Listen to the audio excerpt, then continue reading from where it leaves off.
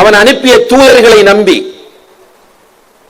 இந்த சுவர்க்கத்தின் மீது விசுவாசம் கொண்டு தூதர்கள் காட்டிய முறையில் நடந்தவர்களுக்கு எல்லா விதமான இன்பங்களையும் வைத்திருக்கிறான்.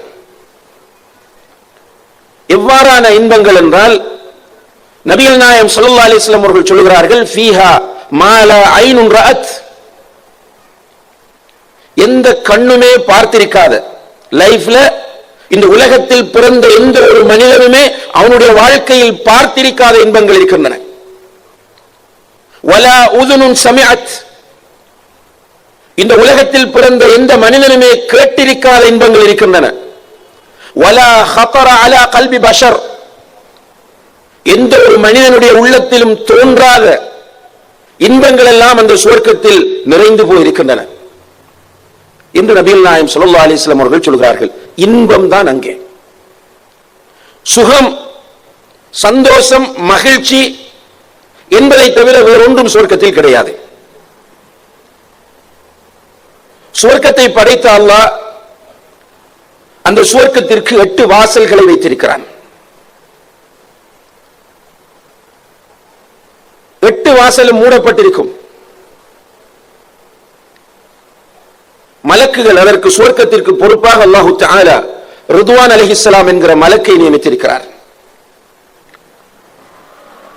அந்த மலக்கு எல்லா வாசல்களையும் மூடி பாதுகாப்பாக வைத்துக் கொள்ளுவார், யாருக்குமே திறக்க மாட்டார். நபிகள் நாயகம் ஸல்லல்லாஹு அலைஹி வஸல்லம் அவர்கள் போய் சுவர்க்கத்தின் வாசலில் நின்று அழைப்பு விடுக்கும் போது சுவர்க்கத்திற்கு பொறுப்பான மலக்கு கேட்பார், யார் வந்திருக்கிறீர்கள் என்று. அப்போது ரசூல் ஸல்லல்லாஹு அலைஹி வஸல்லம் அவர்கள், நான் தான் முஹம்மது வந்திருக்கிறேன் என்று சொல்லும் போது அவர் சொல்லுவார், அல்லாஹு தஆலா உங்களை தவிர வேறு யாருக்கும் முதலில் திறக்க வேண்டாம் என்று சொல்லி இருக்கிறான், உங்களுக்காக மாத்திரம்தான் முதலிலே திறக்க வேண்டும் என்று அல்லாஹ் எனக்கு உத்தரவிட்டிருக்கிறான் என்று சொல்லி சுவர்க்கத்தின் வாசலை திறந்து விடுவார்கள். ரசூலுல்லாஹி அலைஹி வஸல்லம் அவர்கள் ஆகிருல் அம்பியா வ அவ்வலு மன் யதுகுலுல் ஜன்னah, இறுதி தூதர், முதலில் சுவர்க்கம் நுழையக்கூடியவர்கள். சுவர்க்கத்திற்கு பல பெயர்கள் இருக்கின்றன. பொதுவாக சுவர்க்கத்தை நாம் அல் ஜன்னா என்று சொல்லுவோம். ஜன்னா என்பதற்கு நேரடியான அர்த்தம் தோப்பு, பூங்கா என்ற அர்த்தங்கள் இருக்கின்றன. உண்மையிலே சுவர்க்கத்தை பார்க்கும்போது குர்ஆனும் ஹதீஸும் சொல்லக்கூடிய அந்த அடிப்படையில் சுவர்க்கத்தை நாம் பார்க்கும்போது சுவர்க்கம் நிறைய மரங்கள், மரங்களும் அற்புதமான மரங்கள், மனிதனுக்கு பழம் தரக்கூடிய எல்லா மரங்களும் அந்த சுவர்க்கத்தில் இருக்கின்றது. அது மட்டுமல்ல, சில மரங்கள் இருக்கும், அந்த மரங்கள் கிளைகளை விரித்து நிற்கும். மரத்தின் அடியிலிருந்து வளர்ந்து சென்று கிளைகள் அப்படியே விரிந்து நிற்கும். அந்த கிளைகளுக்கு கீழே ஒரு மனிதன் நடந்து சென்றால் 100 வருடங்கள் நடந்து செல்லலாமாம். அல்லாஹு அக்பர். அப்படியான மரங்கள். சுவர்க்கத்தில் இருக்கிற எல்லா மரங்களுடைய அடிப்பகுதியை பார்த்தால் தங்கமாக இருக்கும். அல்லாஹு அக்பர். சுவர்க்கத்தில் இருக்கிற எல்லா மரங்களினுடைய அடிப்பகுதிகள் தங்கமாக இருக்கும் என்று நபிகள் நாயகம் ஸல்லல்லாஹு அலைஹி வஸல்லம் அவர்கள் சொல்கிறார்கள். இப்படியான மரங்களும் பழம் தரக்கூடிய மரங்களும் நிறைந்த இடமாக அது இருக்கும். அந்த மரங்களுக்கு இடையிலே கண்ணியத்திற்குரிய சகோதர சகோதரிகளே நிறைய ஆறுகள் ஓடிக்கொண்டிருக்கும். ஆறுகள் என்று சொல்லும் போது நாம் பார்த்ததெல்லாம் வெறும் தண்ணீர் ஆறுகள் தான். இந்த ஆறுகளும் கலங்கல் நீரோடு சில நேரம் வரும், ரசிக்க முடியாமல் சில நேரம் இருக்கும். ஆனால் சுவர்க்கத்தில் இருக்கிற ஆறுகள் பல்வேறு விதமான ஆறுகள். தண்ணீர் ஆறுகளை பொறுத்தவரையில் மின் மாஇன் கைரி ஆசின், கலங்காத நீர், கண்ணாடி போன்ற அந்த நீர் இருக்கும். மதுவாறுகள் இருக்கும், பாலாறுகள் இருக்கும், தேனாறுகள் இருக்கும். இப்படியான பல ஆறுகள் அந்த மரங்களுக்கு மத்தியிலே ஓடுகின்றன. கொஞ்சம் அப்படியே உங்களை இந்த சொர்க்கத்தை நோக்கி அழைத்து வாருங்கள்.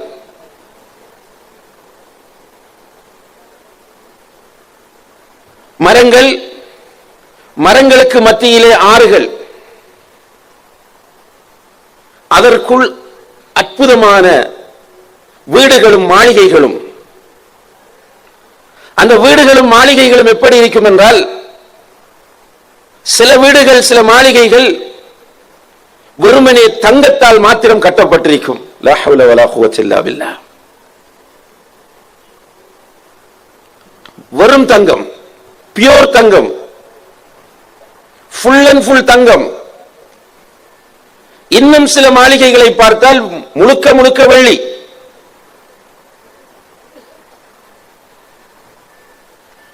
சில மாளிகைகள் வெள்ளியும் தங்கமும் கலந்து கட்டப்பட்டிருக்கும். சிமெண்ட் மட்டுமல்ல, நம்ம என்ன சொல்றது, கற்கள். லபினத்துன் மின் ذهب லபினத்துன் மின் ஃபித்தா. லபினாண்டா நம்ம செங்கல் என்று சொல்லுவோமே, அதுபோல இருக்கும் வெள்ளி, தங்கம். இவ்வாறு கட்டப்பட்ட மாளிகைகளுக்குரிய பிளாஸ்டரிங் கஸ்தூரிகளாக இருக்கும். நான் சொல்ற எதுவுமே கற்பனை அல்ல, முழுக்க ஹதீஸிலும் குர்ஆனிலும் கூறப்பட்டவை. அப்ப பூச்சு கஸ்தூரியால் பூசப்பட்டிருக்கும். அந்த கஸ்தூரினுடைய தன்மை என்னவென்றால், ஏர் ஃப்ரெஷ்னர் தேவையில்லை, அது போக போக நறுமணம் வீசிக்கொண்டே இருக்கும். அது சுவர்களில் பூசப்பட்டிருக்கிற பிளாஸ்டரிங், அந்த பூச்சு கஸ்தூரியால் பூசப்பட்டிருக்கும், அது நறுமணம் வீசிக்கொண்டே இருக்கும். அந்த மாளிகைகளின் உள்ளே போனால் டைல்ஸ்கள் முத்து மரகதங்களால் போடப்பட்டிருக்கும். அல்லாஹ் அக்பர்.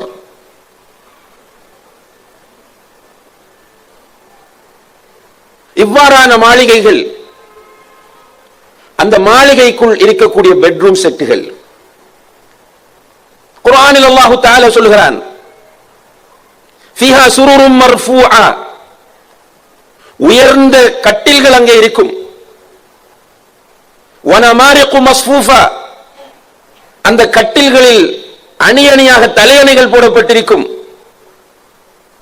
வஸராபியு மப்சூஸா, முத்து மரகதம், அதுக்கு மேல விரிப்புகள்.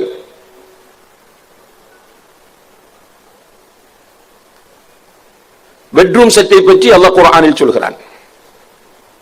கிச்சனிலே பயன்படுத்தக்கூடிய பாத்திரங்களை பற்றி அல்லாஹ் தஆலா, அல்லாஹ்வுடைய தூதர் சொல்கிறார்கள். தங்க தட்டுக்கள்,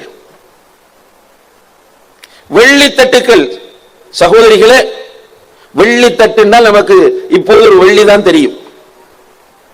சுவர்க்கத்தில் இருக்கிற வெள்ளி தட்டுகள் எப்படி இருக்கும் தெரியுமா? வெள்ளி ஆனால் கண்ணாடி. யா அல்லாஹ், வெள்ளி ஆனால் கிளாஸ். அதான் ரசூலுல்லாஹி அலைஹி வஸல்லம் அவர்கள் சொன்ன, இந்த கண்ணுமே பார்த்திருக்காத அற்புதமான இன்பங்கள் அந்த சுவர்க்கத்திலே இருக்கும்.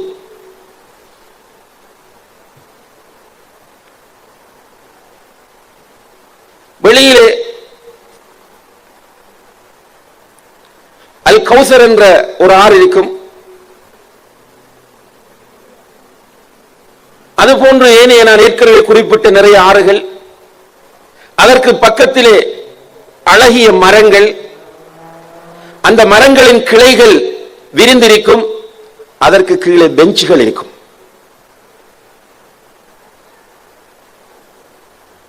அந்த ஆறுகளில் இருந்து செல்லக்கூடிய பானங்களை அருந்துவதற்காக வெள்ளி தங்க கிண்ணங்கள் நிறைந்து போயிருக்கும்.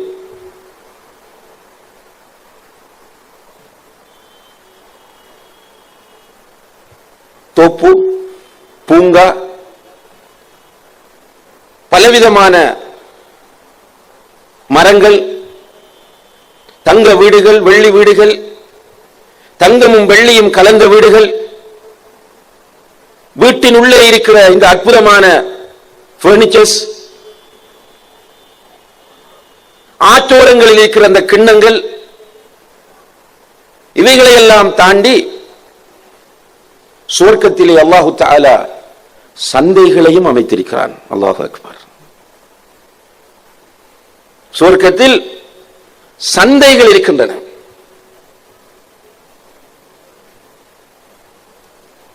இந்த சுவர்க்கத்தை அல்லாஹ் தன்னுடைய நல்லடியார்களுக்கு தயார் செய்து வைத்திருக்கிறான். ரசூல் ஸல்லல்லாஹு அலைஹி வஸல்லம் அவர்கள் சொல்லுகிறார்கள், இந்த சுவர்க்கத்திற்குள் முதலாவது நுழையக்கூடிய குழு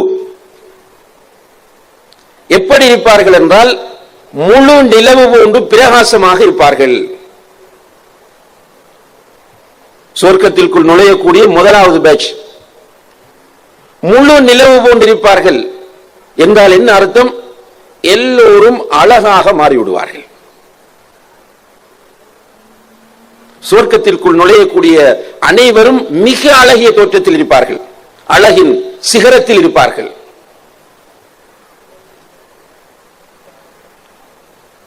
அவர்கள் சுவர்க்கத்திற்குள் நுழையும் போது மலக்குகள் அவர்களை வாழ்த்து சொல்லி வரவேற்பார்கள்.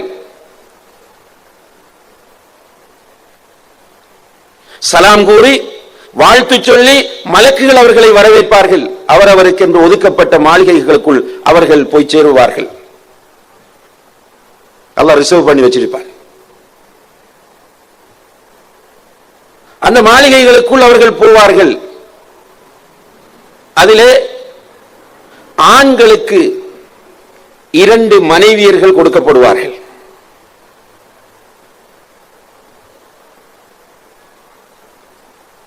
அந்த பெண்கள் குர்ஆன் அவர்களை ஹூருன் ஐன், காசிராத்து தர்ஃப் என்றெல்லாம் வர்ணிக்கிறது. ரசூல் ஸல்லல்லாஹு அலைஹி வஸல்லம் அவர்கள் அந்த பெண்களை பற்றி மிக தெளிவாகவும் விலாவாரியாகவும் சொன்னார்கள்.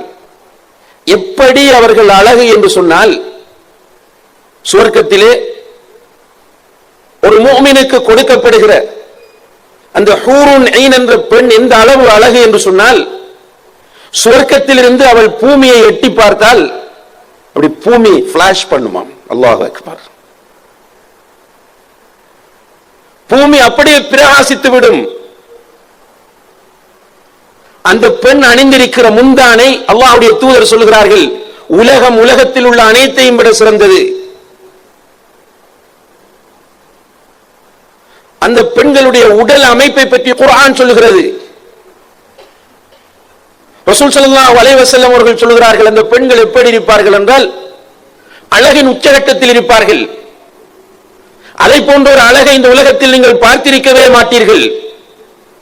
உங்களால் கற்பனை கூட பண்ண முடியாத அளவுக்கு மிக அழகிகள் தான் உங்களுக்கு மனைவியர்களாக அந்த சுவர்க்கத்தில் இருக்கிறார்கள். அவர்களுடைய உடல் எப்படி இருக்கும் என்றால், அவர்களுடைய கையை நீங்கள் பார்த்தால் கையுடைய வெண்மை, உள்ளே இருக்கிற எலும்பும் உங்களுக்கு தெரியும். அந்த எலும்புக்குள்ளே இருக்கிற மஜ்ஜையும் கூட உங்களுக்கு தெரியக்கூடிய அளவுக்கு அழகிகள் அவர்கள். இதே போன்று பெண்களுக்கும் கிடைக்கிற ஆண்களும் அழகாகவே இருப்பார்கள். என்னடா, சுவர்க்கத்திற்கு போகக்கூடிய எல்லோருமே அழகுதான். சுவர்க்கம் என்பது அனுபவிப்பதுதான். சுவர்க்கத்தில் சூரிய உஷ்ணம் கிடையாது, சூரியன் கிடையாது. சுவர்க்கம் முழுக்க முழுக்க இன்பம் அனுபவிக்கிற இடமாக ஆக்கப்பட்டிருக்கிறது. இன்பம் அனுபவிப்பது என்றால், அல்லாஹு தஆலா அவனுக்கு இன்பத்தை அனுபவிப்பதற்குரிய முழு ஏற்பாடையும் செய்கிறான். உள்ளே நுழையும் போது அவனுக்கு வயது 33. சுவர்க்கத்திற்குள் நுழையக்கூடிய எல்லோருக்கும் வயது 33. முகத்தில் தாடி இருக்காது, உடம்பில் உரோமங்கள் இருக்காது. எல்லாம் அனுபவிப்பதற்குரிய செட்டப்.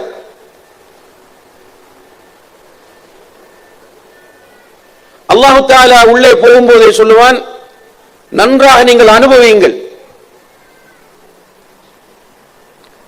இந்த சுவர்க்கத்தில் உங்களுக்கு மௌத்து கிடையாது. மரணத்தை சுவர்க்கத்திற்கும் நரகத்திற்கும் இடையில் மலக்குகள் ஒரு ஆட்டு வடிவில் கொண்டு வந்து அறுத்து விடுவார்கள்.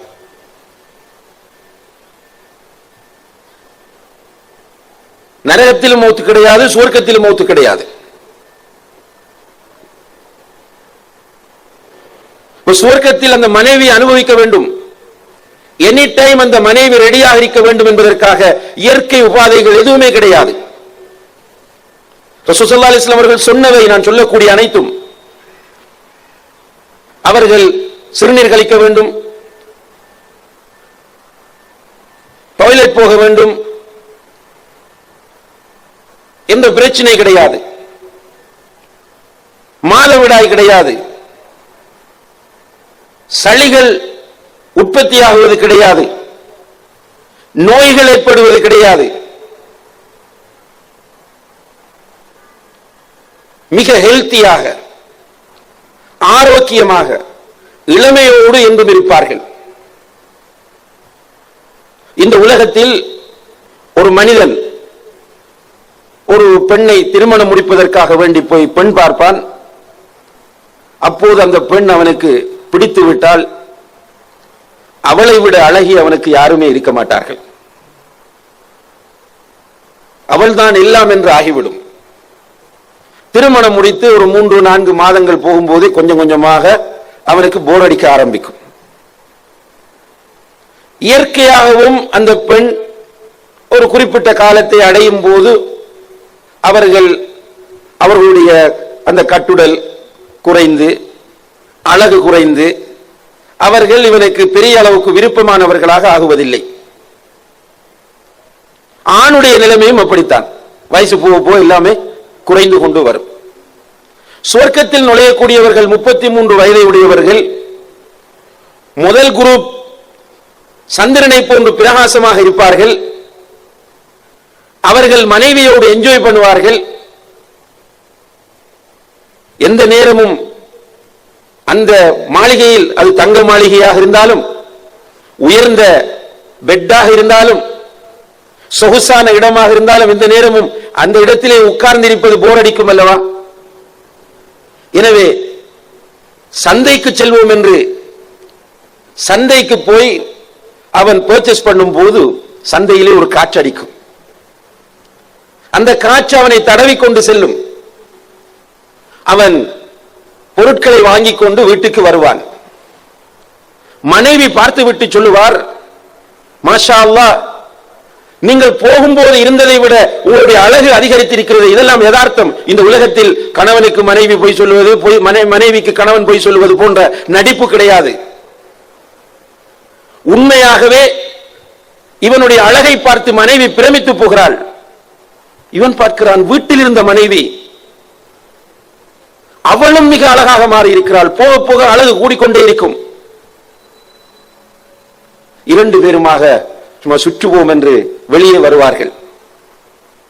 ஆற்றங்கரை ஓரத்திற்கு செல்லுவார்கள். பெஞ்சுகளிலே உட்காருவார்கள். மனைவியுடைய மடியிலே கணவன் தூங்குவான். இனிமையான குரலிலே அந்த மனைவி பாடல்கள் பாடுவார். இந்த உலகத்தில் யாராவது நல்ல முறையில் வாழ்ந்தால் மனிதனுக்கு காழ்ப்புணர்வு வந்துவிடும், பொறாமை வந்துவிடும். அங்கே அது கிடையாது. வனஸஅனா மா ஃபீ சுதூரிஹிம் மின் கில்லின், அவர்களுடைய உள்ளங்களில் உள்ள அனைத்து கசடுகளையும் நாம் எடுத்து விடுவோம். எல்லாரும் பியூரா தான் பார்ப்பாங்க. சிரிப்பு யதார்த்தமான சிரிப்பாக இருக்குமே தவிர உள்ளத்தில் வஞ்சகத்தை வைத்துக் கொண்டு உதட்டினால் சிரிக்கிற சிரிப்பாக அது இருக்காது. இப்படி சோடிகள் அங்குமிங்கும் போய் வந்து கொண்டிருப்பார்கள். கணவனும் மனைவியும் பெஞ்சிலே உட்கார்ந்திருக்கிறார்கள். அங்கே அவர்கள் உட்கார்ந்திருக்கும் போது அந்த சீன்ஸ், அங்கிருக்கிற அந்த காட்சிகள், அதை அனுபவித்துக் கொண்டு மனைவியுடைய பாடலை இனிமையான குரலில் அவன் கேட்டுக்கொண்டிருக்கும் போது பறவைகள் பறந்து செல்லும். 2 பேரும் நினைப்பார்கள், அல்லது ஒருவர் நினைப்பார், இந்த பறவையை ஃப்ரை பண்ணி சாப்பிட்டால் எப்படி இருக்கும் என்று. உடனே அந்த பறவை ஃப்ரை ஆகி அவர்களுக்கு முன்னால் வரும். அந்த பறவை ஃப்ரை ஆகி முன்னால் வரும். மனைவியுடைய மடியிலே படுத்துக்கொண்டு பழங்கள் நிறைந்த மரத்தை நிமிர்ந்து பார்க்கிற இந்த மனிதன் இதை சாப்பிட்டால் எப்படி இருக்கும் என்று நினைக்கிற போது அந்த மரத்தின் கிளைகள் வளைந்து அவனுடைய வாய்க்கிட்டே வரும். யா அல்லாஹ், இது மட்டுமல்ல, அங்கே அவர்கள் பார்க்கிற அற்புதமான இன்னும் ஒரு காட்சி என்னவென்றால், அங்கே சிறுவர்கள் சுற்றி வந்து கொண்டிருப்பார்கள். அல்லாஹ் சொல்லுகிறான் நபியை பார்த்து, நீ அவர்களை பார்த்தால் என்ன நினைப்பீர் என்றால் முத்துக்கள் என்று நீ நினைப்பீர். அந்த அளவுக்கு அழகிய சிறுவர்கள் அங்கே ஓடி வந்து கொண்டிருப்பார்கள், விளையாடி கொண்டிருப்பார்கள். இந்த சுவர்க்கத்தில் உள்ள இன்பங்களை அனுபவிப்பதற்கு நமக்கு தரப்படக்கூடிய கெப்பாசிட்டி, இந்த உலகத்தில் எல்லாம் ஒரு குறிப்பிட்ட அளவு சாப்பிட்டோன்னு முடிஞ்சலாம், எல்லாமே ஒரு லிமிட். ரசூலுல்லாஹி அலைஹி வஸல்லம் அவர்கள் சொல்கிறார்கள், சுவர்க்கவாசிகளுக்கு அல்லாஹ் அங்குள்ள இன்பங்களை அனுபவிப்பதற்காக வேண்டி தெளிவாகவே சொல்கிறார்கள், உண்பது, குடிப்பது, இச்சை கொள்வது, உடலுறவு கொள்வது போன்றவற்றில் ஒவ்வொரு மனிதனும் 100 பேருடைய பலத்தை கொடுக்கப்படுவான். என்ஜாய் பண்ணு. சுவர்க்கம் என்பது இதுதான் சகோதர சகோதரிகளே. குர்ஆனும் ஹதீஸும் சொன்ன ஒரு சின்ன ஒரு பகுதியை உங்களுக்கு இந்த இடத்திலே நான் கொண்டு வந்து காட்டியிருக்கிறேன்.